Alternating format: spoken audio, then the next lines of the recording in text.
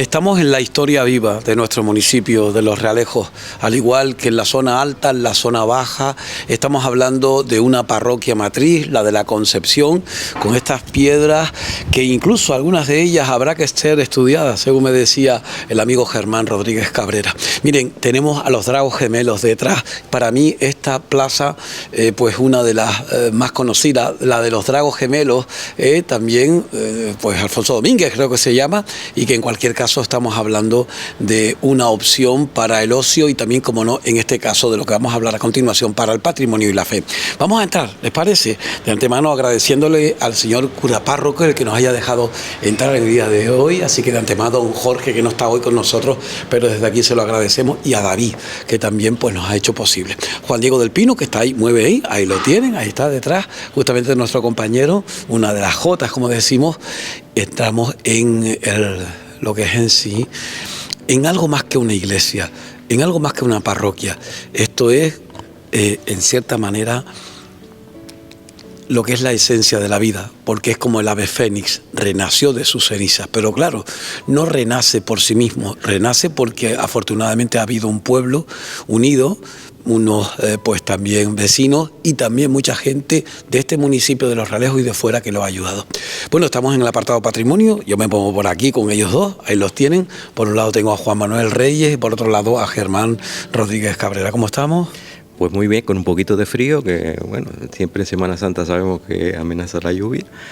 Y nada, aquí a hablar de una de las iglesias que a mi forma de ver mejor se ha recuperado después de los incendios que se han sufrido varios templos de nuestra isla durante el siglo XX y que vamos a ponernos por aquí para que se vea exacto lo que está diciendo el compañero. Y que es un ejemplo de precisamente de cómo el patrimonio que se ha ido acumulando durante siglos en nuestras iglesias desde que llegaron los europeos, pues de un flechazo se ha perdido en un incendio, y en unos casos no se ha vuelto a recuperar, como puede ser la de San Agustín de la Laguna, y en otros se ha recuperado, pero no con la riqueza que se ha logrado aquí en un margen de tiempo relativamente escaso, porque date cuenta tú que fue ya en la segunda mitad del siglo XX cuando en el 78 sufrimos esa tan gran pérdida de una iglesia que la podíamos incluso comparar con la de San Marcos de Icó de los Silos, que son de las que más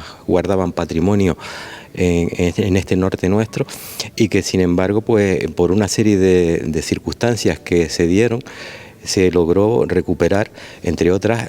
Tú imagínate lo que supone volver a construir en una alternativa de volver a reponer lo que existía, no crear una iglesia del momento, no crear, que eso sí pasó por ejemplo con el Carmen y con las Agustinas, que se concibió un templo propio de la época, en este caso de la década de los 60. En este caso estamos hablando que se intenta recuperar esa valía que tenía y ese valor patrimonial, y que ya es muy difícil también porque muchos artesanos de lo que hemos llamado también en otros programas artes menores se van perdiendo, y de alguna manera el siglo XX pues no se prodigó tanto, como ya hemos explicado en otros programas de patrimonio, en fomentar precisamente esas bellas artes que se fueron perdiendo por una sociedad más industrializada. Este es todo un ejemplo en el que se dieron una serie de concomitancias, como por ejemplo fue que nos visitara la reina para inaugurar el aeropuerto Reina Sofía y se interesara por este proyecto. Hay un caso similar en el régimen de Franco con la Iglesia de la Concepción cuando se desploma, que gracias a que autoridades del gobierno central se implican de alguna manera con unas comisiones y con una gente que todos recordarán, y que Germán puede abundar aquí más porque los conoció a personas que estaban en ese ambiente, como el padre Siberio, como otros que gracias a Dios promovieron que se volviera a reconstruir todo, y en una cierta manera optando por un modelo de reconstruir en base a lo que había. Ezequiel, de los primeros imagineros que empieza a trabajar, se pone a realizar las imágenes en base a fotografías que se guardaban, y el ejemplo es por ejemplo el San Juan Evangelista con las manos entrelazadas, que de alguna manera tenía que ser como él lo había concebido. Se opta por ese modelo, y gracias a eso pues de alguna manera pese a que luego al cabo de las décadas pues ya se van incluyendo ya autores contemporáneos y demás, se logra una riqueza que no se ha logrado en ninguna otra de las iglesias reconstruidas de los incendios. Bueno, hay una cuestión, nosotros estuvimos fuera, ¿se acuerdan ustedes? Estuvimos con los dos protagonistas de este apartado, con Germán y con Juan Manuel, viendo la fachada, hablando acerca de esos blasones o esos escudos, como quieran llamarlos, donde aparece por un lado pues Alonso Fernández de Lugo y por otro también presumiblemente Bencomo, ¿no? Hay una cuestión que es muy importante y es el antes y el después. Para mí, como para mucha gente de mi generación, yo que estuve fuera cuando las llamas estaban, porque mi abuela Guillermina era un poco más arriba, pues siento esa emoción, pero emoción también siente la familia de Germán y de muchas personas de esta zona, de la zona baja del municipio, al recordar cómo sucedió y después lo que vino después, ese instinto de superación por parte de todos y cada uno de los miembros de la feligresía y también, por supuesto, de la gente que les ayudó mucho, ¿no? Sí, bueno, como bien hablas, esto también es un alarde de sentimiento de unión de un pueblo que ya había reconstruido la iglesia del Carmen en los años 60, cierto, después del incendio del 52, y que en el 78 se ve nuevamente golpeado con otro incendio que afecta no solo a su patrimonio, sino a lo que aúna sus sentimientos, que era la iglesia y en este caso pues la Semana Santa, que era un orgullo del antiguo municipio de Realejo Bajo.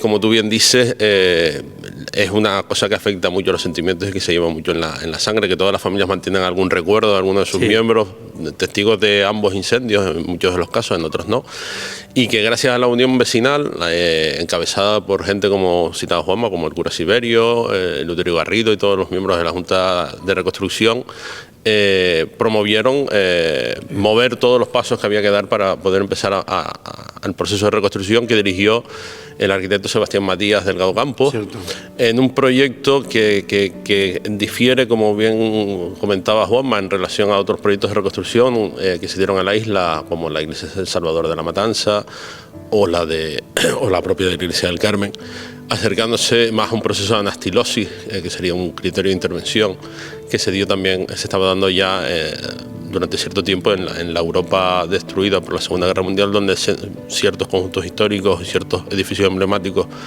de Europa fueron reconstruidos siendo lo más fiel posibles a lo destruido. En este caso podríamos hablar de que en el Realejo se da un proceso de anastilosis, que hay un cambio de unos 10 años o 20 años de diferencia, pero que también hay un cambio en la mentalidad de cómo concebir el patrimonio y su defensa. En ese tiempo también se da otro cambio. Posiblemente si se hubiera quemado 20 años antes, el proceso de reconstrucción ha sido completamente diferente. Y 20 años después la mentalidad del vecindario y de los técnicos al frente de una reconstrucción cambió lo suficiente para entender que había que hacer una reconstrucción lo más fidedigna al templo que había, y aprovechando el mayor número de recursos supervivientes al incendio, por lo cual la iglesia nunca se alteró en su perímetro, manteniendo las portadas de las que ya habíamos hablado en otra ocasión, como hemos comentado. Bueno, tenemos grabado, por cierto, tengo que decirlo, esta casa tiene grabado a don José Siberio Pérez, tiene grabado también a don Elpidio Hernández Toste, tiene a muchos de esos que pues estuvieron allí. Además, las anécdotas que nos comentan cuando llegaron corriendo al aeropuerto, cuando hablaron con la reina Sofía, y después también cómo empezaron a aparecer gente por esas puertas que tienen allí con incluso monedas, decir, se multaban con los bancos, recuerdo yo. Eso fue una cosa que como realejero siempre me llamó la atención, que habían familias que decían, pues nosotros nos encargamos de un banco que si lo enfoca Juan Diego parece una cosa como muy sencilla, y es un dinero también. Es un dinero porque son de madera maciza, tampoco son baratos, hay que pagar un carpintero, hay que pagar una madera. En este caso Juan Diego está enfocando los bancos que sufragaron la Hermandad del Santísimo y la del Cristo y la de los Dolores para asistir a los cultos, y que luego son usados por el resto de las hermandades en las funciones de cada una de ellas. Pero luego están los bancos del pueblo, digámoslo así, que como tú bien dices, fueron sufragados por mucha gente. Y que estaban muy orgullosos. Yo recuerdo a gente de familia llegar y decir, no, uno de esos bancos lo pusimos mi familia. De hecho, tienes el caso, por ejemplo, en la ermita de San Vicente todavía hay bancos que tienen la placa de quién los ha pagado. O las comisiones de fiesta o la familia de turno que sufragó algunos de aquellos bancos mantiene esa placa, ¿no? O sea, son lo que hablábamos, obras colectivas que de alguna manera queda recuperado. Es curioso, por ejemplo, Nico, si vas a la iglesia de San Marcos o a la de San Agustín, en la puerta, en la propia puerta pone quién pagó la puerta. Sí, sí, sí. Y el año. En la de San Agustín lo pone clarito todo en letras de bronce, y en cambio en la de San Marcos, como era una cosa donde participó mucha gente, en cada recuadro aparece pues el nombre de Isidro Pérez, o Manuel Ramos, etcétera, etcétera. Bueno, en eso la iglesia cambió a positivo, porque recuerden ustedes que en otras ocasiones hemos hablado cómo había hasta cadenas para poner los reclinatorios con llave y candado. Afortunadamente aquí se dio esa evolución en la fe también, la unión del pueblo con los profesionales, con los artesanos que todavía nos quedaban y nos quedan afortunadamente a pesar de la edad, y que hicieron que esto que ustedes ven ahora pues fuera una realidad en muy poco tiempo. Sincera, ¿cuánto tiempo se tardó aproximadamente? Yo creo que en techar el edificio 20 años, menos de 20 años. 20 años. Cambio de torre y demás, hasta que se abre en el 90, pues son muy poco tiempo. Muy poco tiempo. En otro tiempo hubieran sido siglos de construcción. De hecho, esto se levantó un poquito a poco. Sí. Ha sido y luego, como tú destacabas antes, no solo reconstruyendo el edificio, sino reconstruyendo todos los cultos, encargando nuevas piezas. Vale, yo sé que el tema es muy extenso y no tenemos mucho tiempo, entonces yo les emplazo a ambos, y en este caso no está el señor cura párroco, pero también si lo quiere, y también recordando a todas esas personas que hemos dicho, para hablar específicamente de lo que supuso para el municipio de Los Realejos, para todos los vecinos, algunos de los cuales ya no están y que venían con lágrimas en los ojos diciendo: mi parroquia se está quemando. Tengo historias yo ahí, bueno, hasta la abuela de nuestro director, que está por ahí grabada diciendo lo que ella estaba haciendo, la pobre, cuando sucedió ese incendio, y cuando sucedió, se lo gozó los dos, de aquí mismo, de la calle al lado, la del 52 y la del 78, es tremendo. Pero sí, obviamente estamos en Semana Santa y hay que también, pues el tiempo apremia, hablar un poquito de esta parroquia, al igual que hemos hecho de la parroquia del Apóstol Santiago, que son las dos principales, a pesar de muchas otras cuestiones de la fe que hay, ¿no? ¿Qué podemos decir? ¿Por dónde podemos empezar? Bueno, si quieren podemos decir que tal vez has grabado arriba y abajo, porque Los Realejos, al ser un solo municipio, pero tiene dos Semanas Santas históricas, que son centenarias, que las dos se remontan al siglo XVI, y que a lo largo... Parroquias matriz también. Claro. Exacto, las dos son matrices, una de la otra, pero a su vez de otras. Sí, cierto. Y que a lo largo de los siglos, junto con los conventos, que es un apartado que tal vez está un poco olvidado en este municipio, la herencia de los conventos agustinos y franciscanos, compusieron una Semana Santa que tras la desamortización se repartieron esos bienes y que redefinieron la Semana Santa en el siglo XIX y XX, sobre todo, acercándose a lo que hoy entendemos como la Semana Santa de Los Realejos, con los días concretos y con las salidas puntuales. Germán, si tuvieses que comenzar por una imagen, por un paso, ¿por cuál comenzarías? Yo creo que podríamos, por cercanía, y como mezcla de lo antiguo y lo nuevo, podríamos hablar de esa realidad que se dio en esta iglesia, que es que no todo se quemó, o sea, se quemó lo que estaba en la iglesia, pero había mucho que quedaba por fuera, porque había mayordomos y responsables y almacenes donde se guardaban. Uno de esos casos es el caso del Exeomo, del Señor de la Cañita, que mezcla la nueva hechura de Ezequiel de León, que recupera de manera por voluntad del vecindario y de los hermanos Hernández Iberio. Ahí lo están viendo ustedes ahora, la reconstrucción de la imagen, pero que por suerte en los depósitos parroquiales se conservaba el trono que había diseñado Guillermo Veró y realizado Guillermo Veró en el siglo XVIII, en los años 40, y su silla, que es una pieza muy interesante y espectacular.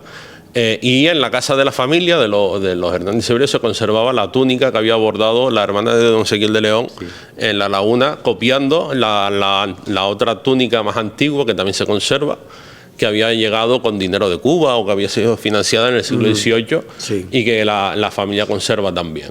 Este es uno de los casos en que Ezequiel de León pone algo de su parte, pero también yo recuerdo que le llevaron las fotos del antiguo Exeomo, que se suponía o lo ubicaban como una pieza traída de Iberoamérica, y que de alguna manera, como bien dice Germán, bueno, yo recuerdo incluso de ver la túnica que bordó Sorinés en el taller, que se la probaban de hecho cuando estaban haciendo la imagen, y esta imagen pues data de finales de la década de los 90 más o menos, y fue acabada ya casi picando ya el nuevo siglo del 2000. Cumple 25 años. Sí, y es de las últimas piezas. Hay que decir que en este caso que se optó por don Ezequiel, que luego ya Germán lo va a ampliar. Él se encontraba, cuando se produjo el incendio, se encontraba en Sevilla, becado por el Cabildo y bajo las enseñanzas de Arquillo. Estaban restaurando incluso el retablo mayor de la Catedral de Sevilla y se enteró del incendio de esta iglesia y muy alarmado, porque él le tenía gran cariño y sabía también la cantidad de patrimonio que guardaba, y que esta era una de las iglesias más importantes de nuestro norte de la isla. Prometió hacer el Cristo, que ya después, el Cristo de la Redención, que ya después Germán lo va a tratar, y que es nada menos que una pieza que la donó. Es decir, él no cobró ningún estipendio por esa pieza, sino que fue un poco impactado por esa impresión de la pérdida, su intención de donarla.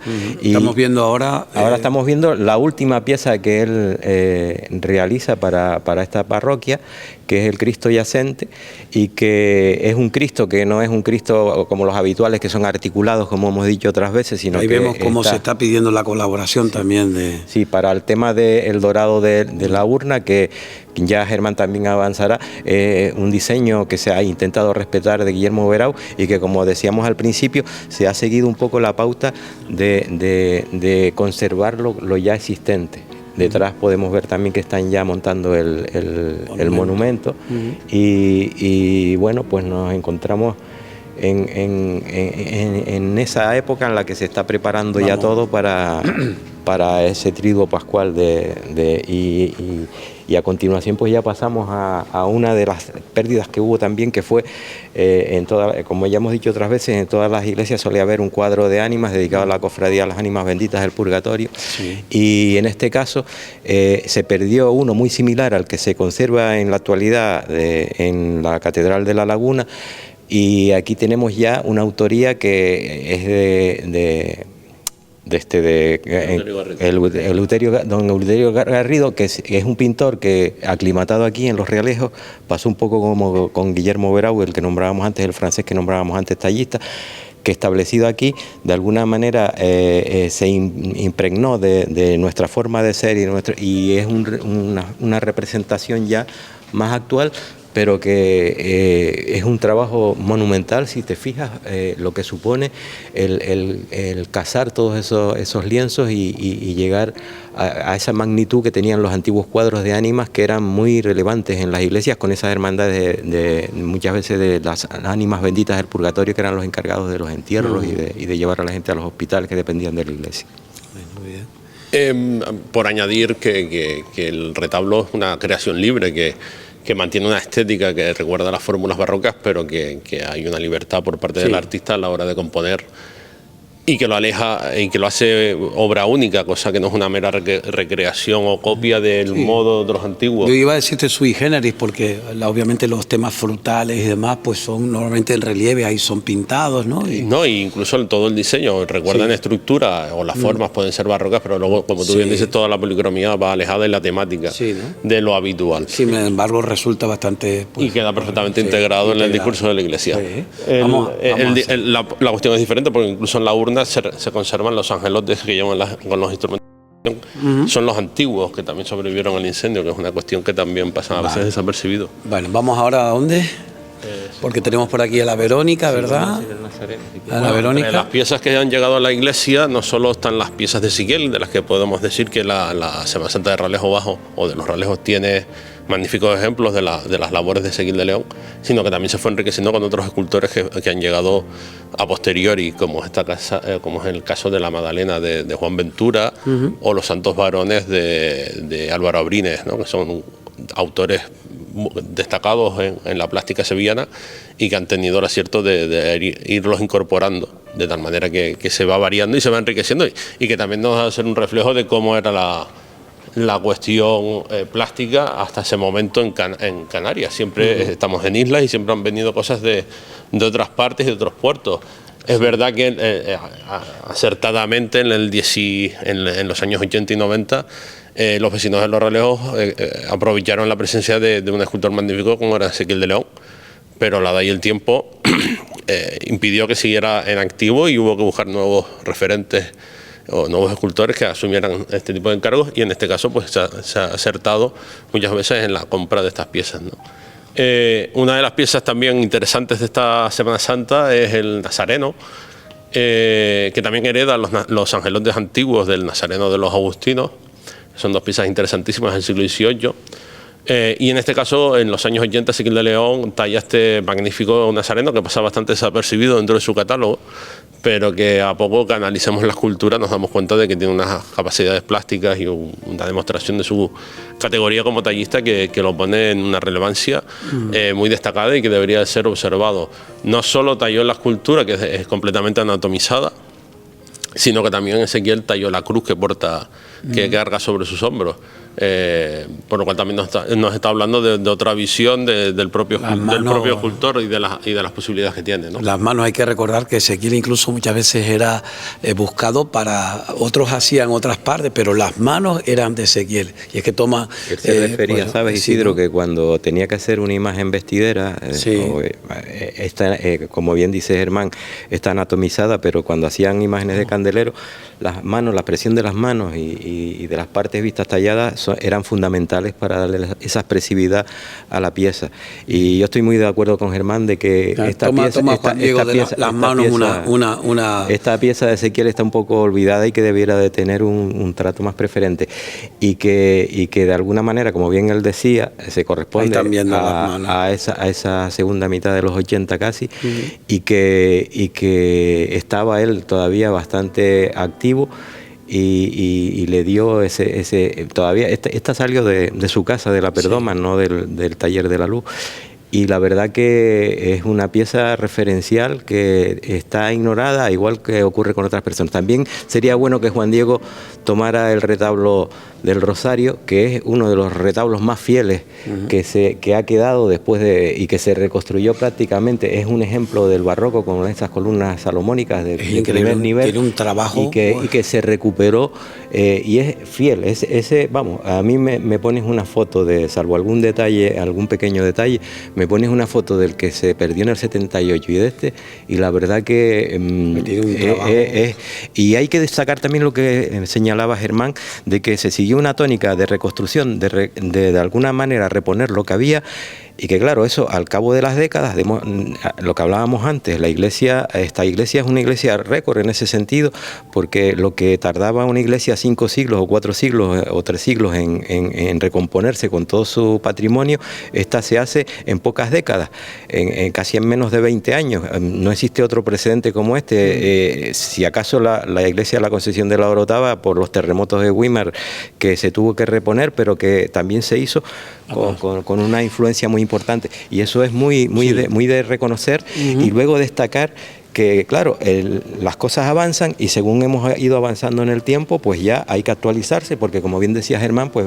Ezequiel dejó de estar activo a principios de este siglo, y por su enfermedad y demás, y desapareció, y hay que ir reponiendo o seguir reponiendo piezas, y que la gente de alguna manera haya un relevo generacional que tome esa responsabilidad, porque estamos hablando de un patrimonio que tiene un costo bastante elevado, y no solo eso, sino después la escasez de nuestros artistas locales, y que hay que recurrir muchas veces afuera, y que con eso también, porque date cuenta tú que nuestras iglesias también están significadas no solo ya por el patrimonio local, sino por lo que se traía de fuera, porque muchas veces esas grandes familias, esas fundaciones, lo que hacían era traer referentes de escultores de primer nivel de fuera, y eso de alguna manera también le da un caché importante. Tú imagínate la Orotava sin el Cristo a la columna, por ejemplo, de Roldán. Es decir, son cuestiones que está bien que se introduzcan, pero sí con unas calidades, y luego con un asesoramiento, en este caso de historiadores, como puede ser Germán, como puede ser tantos otros, como Juan Jesús,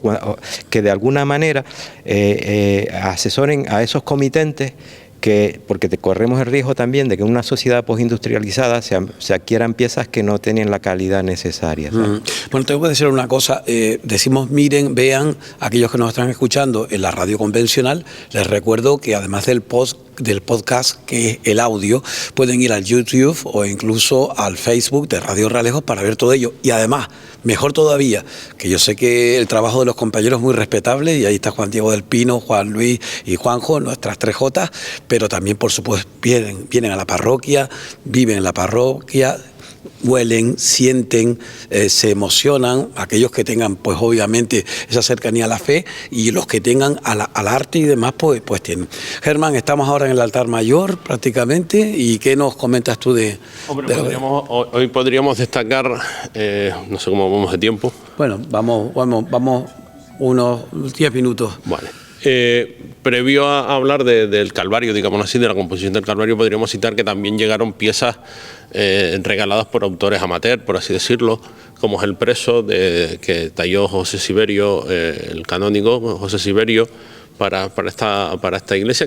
Él saca imágenes de todas ellas ahora, para que mientras estamos hablando. Y el San Pedro, que es una pieza que buscó la cabeza don Manuel González Méndez y que completó su realización don José Siberio de una manera muy simbólica. O sea, los curas recuperaron la procesión, las imágenes de la procesión propia de los curas, que era el arrepentimiento de San Pedro, que es la que protagoniza hoy Martes Santo.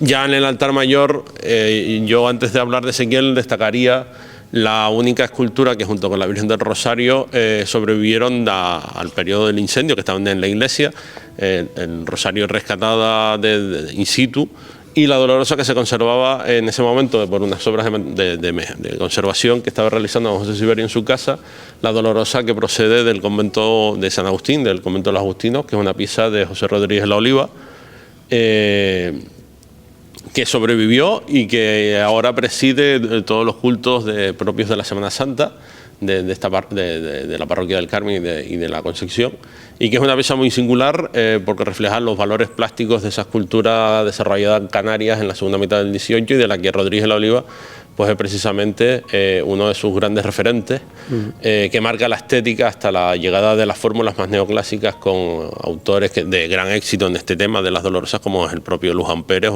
o Fernando Esteves, ¿no? Importante que se ha conservado tal y como son las Dolorosas Canarias, eso también es de destacar. De negro, con su solio, y es un modo de vestir propio. Y eso hay que conservarlo, nada de ponerle vestimentas propias de otros lugares, porque además es un referente de como bien decía Germán antes, de lo que quedó de la antigua iglesia con la Virgen del Rosario, es decir, escapó de Bambas, y ahí la tenemos, y hay que conservarla como se... Tenemos a San Juan, tenemos también al Cristo de la Redención. Luego tienes esas dos piezas singulares, y un poco jugando en la iglesia, digamos, en la reconstrucción de la iglesia de la Concepción se dieron dos ritmos de reconstrucción: las piezas que querían ser como más fieles a lo perdido, y piezas donde había libertad de creación. Siguiendo esa primera tendencia, y luego una tercera, si se quiere, donde se reconstruía, porque queda todas las horas menos la pieza, que es de lo que estábamos hablando, por ejemplo, con el caso del Cristo de la Cañita, ¿no?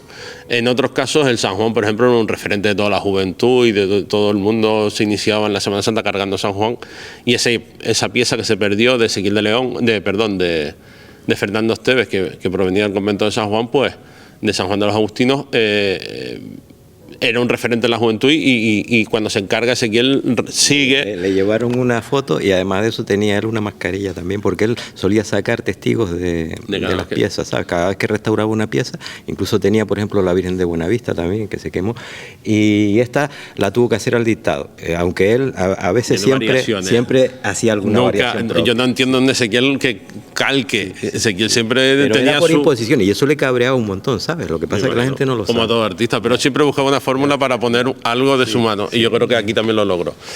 Luego, como Juanma bien citaba, estando Ezequiel en Sevilla, se entera del incendio y decide que él regala el crucificado, sustituyendo a una pieza anterior del siglo XIX que se había desaparecido, y genera una pieza icónica para dentro de su producción, que es el Cristo de la Redención, donde la familia de Pepito América, por así decir, para que todo el mundo lo entienda, de los América, de los Hernández Tostes, deciden mantener el vínculo que conservaban con el crucificado, sufragando los costes de la madera, pero todo el trabajo, como bien decía Juanma, corrió a cargo del propio Ezequiel de León. Hay una cuestión que mucha gente puede que no se fije, pero si Juan Diego hacia arriba, mira, se da cuenta dónde están colocados los clavos en las manos. Y es una evolución también, me imagino, en muchas otras cuestiones. No, y fruto del constante estudio. ¿no? Y de los estudios, claro, pues mira, él te cuento. Los clavos están para que ustedes entiendan lo que es. Él se asesoraba incluso desde el punto de vista médico. Y por el taller iba también un chico que era médico, era cirujano del hospital, Pablo, que tiene que ver mucho con la parroquia del Tanque. Y muchas veces le asesoraba a la hora de plasmar los detalles, vamos para acá ya caminando, los detalles de la la musculatura, de cómo queda un cuerpo muerto ya, tumefacto, y él ya sabía que era imposible crucificar por la palma de las manos porque se desgarrarían los miembros, ¿verdad? Y entonces, en ese caso, y hay que destacar también del Cristo de la Redención, que bueno, tiene casi una treintena de piezas de desnudos integrales como este, y en ninguno repite ni el perisonio, ni el paño de pureza, y la mascarilla por etapas, ¿sabes? También no usa siempre el mismo modelo, sino que va cambiando y va evolucionando, y tú miras una pieza de Ezequiel de una década y la comparas con otra, y ha tenido una evolución hasta llegar a sus últimas producciones ya de principios de este siglo, que ya el pobre pues deja de ejercer la labor. Bueno, estamos ahora ya ante lo que es en sí la piedad conocida, pues en este caso aquí también. Hay que decir que muchas veces también con don Ezequiel pasaba una cosa, y es que las comisiones, él muchas veces se adaptaba a las comisiones y a las hermandades y cofradías para de alguna manera poder sacar las piezas adelante. Todas suelen estar hechas en madera de cedro, que era la madera que él más predilecta para él para trabajar, y más que nada por su perdurabilidad, y muchas veces esas comisiones no disponían de los recursos suficientes. En este caso, esta piedad, yo me hubiera agradecido, y él me lo comentaba también, una imagen un poco de un formato un poco mayor, pero es que él estaba tallando una precisamente para la piedad de la Orotava, y al final eso se quedó en nada. Igual pasó con el Cristo, por ejemplo, del cementerio de la Orotava, que iba destinado a un yacente para la Perdoma, y al final cambiaron. Lo pongo como ejemplo de aquellas, y para que la gente vea la dificultad que existe en cuanto a elaborar una pieza de este tipo y su costo, y que muchas veces esas comisiones no llegaban, o esas cofradías no llegaban a tener el dinero necesario, y se volvían atrás, o ocurría cualquier tipo de crisis económica y no se podía hacer.